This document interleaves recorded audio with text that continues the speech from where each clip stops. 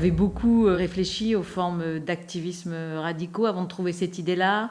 Elle s'est imposée facilement. C'est vraiment depuis le départ, c'est ça qu'on va faire. Elle s'est imposée assez facilement. En fait, sur un principe qui était assez simple, c'est en fait, de manière très caricaturale, nous n'avons pas d'avenir, du coup on vous prend le vôtre. Le vôtre, c'est vos enfants. Be good, okay? Okay. And enjoy yourself. Okay. Have fun. See you, Daddy. See you. Yeah.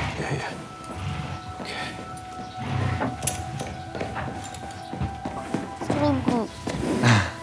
Hey Shawnee. Salut, James. Salut, ça va? Ouais. Et Shawnee, your brother, ton frère. Ouais. Mais il est pas avec toi?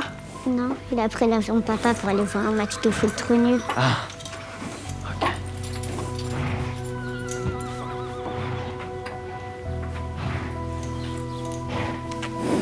C'est bon, on peut y aller? On a été très proche de signer chez Netflix, on était très proche de signer chez Disney. Pour des raisons différentes, ils sont finalement pas allés de ligne éditoriale. Disney nous a dit qu'ils faisaient plus de young adult, par exemple, etc. Mais ils se sont vraiment posé la question. Et on a fini par arriver chez France Télévisions, qui nous, étrangement, était notre première idée, qu'on disait aux producteurs, le service public, franchement, il y a un truc à faire avec eux. Et on a signé avec Slash au départ. Donc on avait des tout petits budgets. Voilà. Et l'histoire continue. On a continué à développer le projet et Slash a envoyé le projet à un dispositif qui s'appelle le European Writers Club. Et le principe, c'est des résidences où on va travailler sur le projet et où notamment viennent les diffuseurs des télépublics de tous les pays européens. Et là-bas, on a rencontré un des gars de la ZDF en Allemagne, qui en fait s'est pris d'amour fou pour le projet et en fait a appelé France Télé en leur disant « Ok, nous, on veut le faire avec vous, mais par contre, c'est du prime, et du coup, on le fait dans le cadre de l'Alliance, et du coup, notre budget a fait x3. » Et donc, on est sur un budget à combien entre le parce que ça, du coup, ça a budget. En fait, ça s'est retrouvé à 2 millions, puis 4 millions, parce que les Allemands sont arrivés dans du digital. Donc, ils se sont dit, on fait que Slash, ils voulaient faire, avec les Allemands et les Français, faire leur premier série 52. Et puis finalement, effectivement... On n'a pas les chiffres exacts, mais on est à 8 à peu près. Entre 8 et 9. Ouais. Oui. Et bien au début, on devait être à 2,5. Ça n'aurait pas du tout été la même chose. On travaillait sur le huis clos, tout se passait dans la colonie, ça n'aurait pas du tout été pareil, ça c'est sûr. On faisait énormément de sacrifices, c'est pour ça qu'on s'est vraiment battu. On a retardé le maximum. On n'aurait pas eu Berléand et Marie Colomb et tout ça. Et alors au bout du compte, donc, je comprends bien, la première phrase, elle a été écrite il y a 6 ans, quoi. Ouais. C'est qui la petite là? C'est la fille de Barker. Hein? C'est la fille de Barker. Attends, je comprends pas, ça devait être le fils, non? Et il est où, Mathias? On n'en sait rien, depuis qu'il a liké la vidéo, on n'a pas de nouvelles. Non, mais ça veut rien dire, t'inquiète pas, stresse pas. De toute façon, tu connais ton frère, hein. S'il avait eu un problème, il aurait trouvé le moyen de nous contacter. Ou alors il s'est fait arrêter et les flics vont arriver bientôt. Faut pas qu'on reste là? Non, on part pas sans mon frère. Il va arriver. Non, mais tu penses qu'il ferait quoi à notre place, ton frère? She's right, we gotta go. Now. Ouais. Ce qui fait peur, c'est qu'il faut s'imaginer que nos héros, c'est des méchants. C'est des jeunes qui vont kidnapper d'autres jeunes. Enfin, en fait, nous, on s'intéresse en fait à expliquer le mécanisme de ces gens-là qui font un truc vraiment terrible, quoi. Va-t-on être empathique avec eux? Et voilà, et c'est pas une évidence dans la plupart de la télévision française. Ça change un peu et tout ça, mais en tout cas, s'intéresser à des personnages mauvais à première vue, c'était pas évident. Le plus gros débat, ça a été vraiment sur l'empathie de notre personnage principal, de Mathias, du leader du groupe. Et voilà, et toutes les inquiétudes que peut avoir un diffuseur. Et nous, on a dû se battre pour dire, mais si, il peut faire ça, etc. C'est de la conversation, il faut argumenter, quoi. Et la sœur de Mathias était là dès le début? Oui.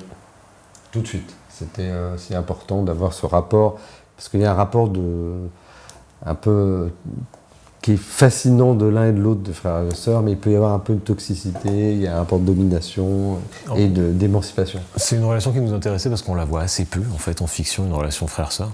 Et on voit beaucoup d'histoires d'amour, etc. Et elle nous intéressait par tous les enjeux que soulevait Mathieu, mais aussi du fait que ça mettait de côté la tension amoureuse. C'est-à-dire que ce n'était jamais une question, puisqu'ils étaient frères et sœurs. Donc on pouvait explorer d'autres pistes entre eux et jouer avec cet amour hyper fort qui les lie, mais qui n'a aucune connotation Qui n'est pas dans Game of Thrones, non, sexuelle ou de désir, quoi. Non, mais la carte du Joker est une excellente idée parce que ça laisse passer comme une espèce de pacte de non-dit entre eux. C'est très mystérieux cette histoire. Et c'est passé. Oui, alors ça c'est très amusant, parce qu'on va rendre à César ce qui est à César, c'est quand on a travaillé sur la dernière version des textes, c'est là où est arrivé Frank Brett, donc qui a réalisé la série, et on tient à dire tous les deux que ça a été incroyable de travailler avec Frank, ce qui est, vous qui représentez les réalisateurs, ce qui n'est pas souvent le cas entre les créateurs, scénaristes et les réalisations. On peut y avoir beaucoup de points de friction. Nous, on n'a eu aucun point de friction avec Frank. Et lui, il lui manquait un moment un point de matière visuelle entre Pour eux. illustrer cette relation. Pour illustrer cette relation, etc. Et on a discuté, et il nous a fait cette proposition. Et on a trouvé pareil, on s'est dit, mais c'est vachement bien. Et du coup, après, on l'a intégré dans l'histoire, et on a cherché à quel moment il fallait l'intégrer au mieux, voilà. Et jusqu'à ce qu'on l'oublie même un moment un peu dans la série, que ça revienne à des moments fatidiques. Ça va? Ouais, ça va, ça va. Qu'est-ce qui s'est passé? Pourquoi t'étais pas au point de rendez-vous? Rien, t'inquiète, j'ai crevé sur la route, c'est tout. Et personne t'a vu? Non, personne. Quoi? Qu'est-ce qu'il y a? Bah, je te connais. Tu me caches un truc? Non, je te cache rien, promis.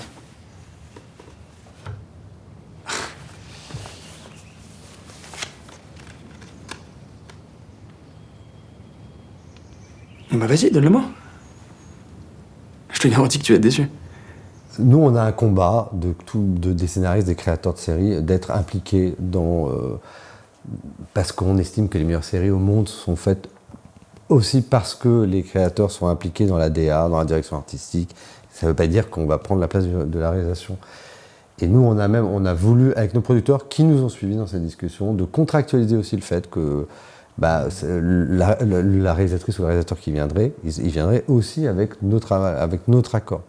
Et pas... parce que moi, on a plusieurs potes, amis scénaristes, qui sont plus du tout consultés après là-dessus.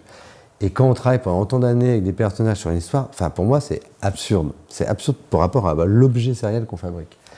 Et donc, c'est des discussions qu'on a eues avec nos producteurs, dont un qui vient quand même d'un très gros groupe, donc c'était pas forcément simple. Et on s'est tous convaincus qu'on voulait aller jusqu'au bout dans ce bel objet. Et donc, il y a eu plusieurs réalisateurs. Et il y en a, on a senti qu'on ne serait pas en accord. Et c'est des excellents réalisateurs, hein, c'est pas un problème de ça. C'est pour fabriquer cette série. On ne serait pas en bon accord. Et quand Franck est arrivé, lui, il a tellement compris ce qu'on voulait faire. On a tellement échangé ensemble. On s'est dit, mais ça va être parfait. Ça va être parfait. L'aéropage était idoine, en tout cas, pour ce projet.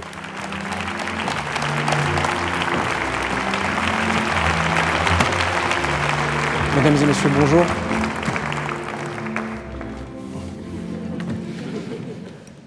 Chaque génération se croit vouée à refaire le monde. Bon, la mienne sait très bien qu'elle ne le refera pas, hein. Mais cette tâche est peut-être encore plus grande. Elle consiste à empêcher que le monde se déphase. Alors cette phrase, vous l'imaginez bien, c'est pas de moi. C'est Albert Camus qui l'a prononcée en 1957.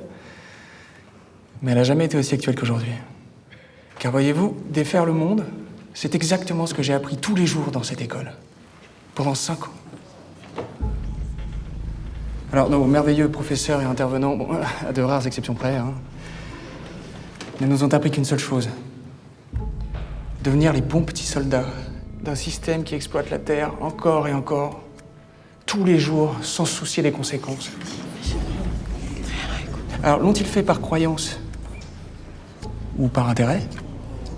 Vous aviez envisagé une fin où le leader ne meurt pas et où sa sœur ne va pas forcément en prison? On avait envisagé des fins autrement pires. Pire, où les deux mouraient, par exemple. On a eu les deux qui meurent.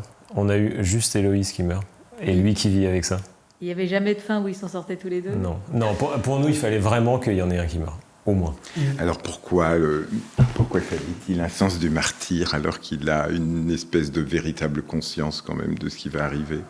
Parce que déjà, si vous suivez son parcours, effectivement, il y a une espèce de radicalisation qui fait qu'à un moment, il va beaucoup trop loin, donc ça le rachète d'une certaine façon. Et nous, c'est aussi... il y a du tragique dans cette histoire. Et on tenait vraiment à finir sur ça. C'est assez rare de tuer ses héros. Et c'est assez intense. Enfin, nous, en tout cas, c'est une fin pour laquelle on s'est un peu battu, je dois dire.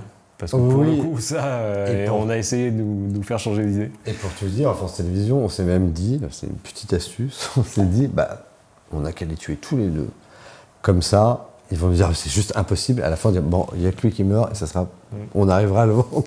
Comme ça sera plus simple. Mais c'est pas qu'une question de sacrificiel, c'est qu'il y a un moment, Mathias, il cite, sa sœur, il raconte l'histoire de Jan Palach, qui est cet étudiant tchèque qui s'est immolé par le feu à la place Venceslas pendant le printemps de Prague.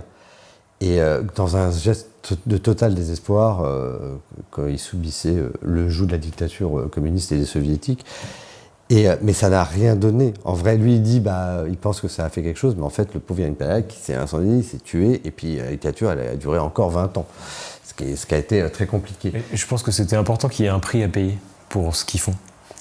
On ne pouvait pas rester et dire voilà, c'est fini, tout va bien, finalement, ça se termine bien. Il fallait qu'il y ait du drame, quoi.